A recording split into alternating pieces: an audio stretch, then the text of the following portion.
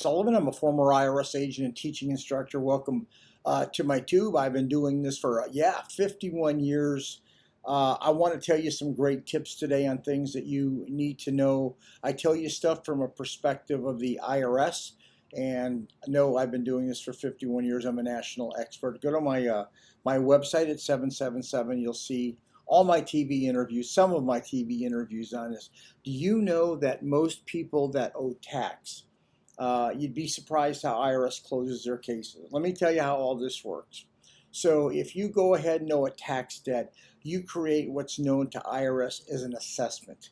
An assessment is something that simply says you owe IRS tax debt. Boom, boom. So IRS has all these, probably 25 million assessments just from last year alone that people owe tax. So IRS has to figure a way to close those cases. So what do? They send notices and notices and notices and notices out. That's exactly what they do to collect the money. But what happens if they can't collect the money? What eventually happens in these cases? Well, IRS does one of two things. They send the bigger cases out to the local office to be worked. That's number one. Number two, they go ahead and they will levy your wages and garnishment. They'll send garnishments and liens. It makes you call them. They choke you till you call them. Believe it or not, what happens is you'll have to give IRS a financial statement. That's exactly what you need to do. A 433F if it's the service center, a 433A if it's with a revenue officer. That's just the way that works. So what happens when you give IRS that financial statement? There's three ways IRS is going to close the case. Either with a currently non-collectible tax hardship for a couple years, 2, 3.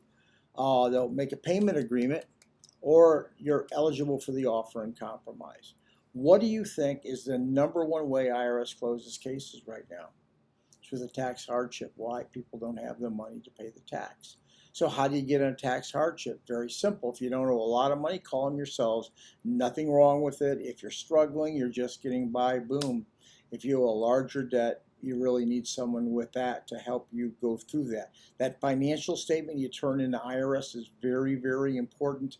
I've been doing this for 51 years. I've just got to caution you that financial statement will make or break your life. So really, when you call a professional, what they're going to do is they're going to see if they can polish that financial statement up legally to give you a little better chance to get a result you're looking for. If you need me, call me. I answer my own phone. I thank you very much for listening.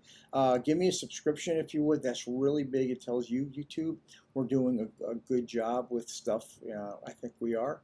And if you know someone going through a problem, you can share like this. Thank you so much for listening. I appreciate your time.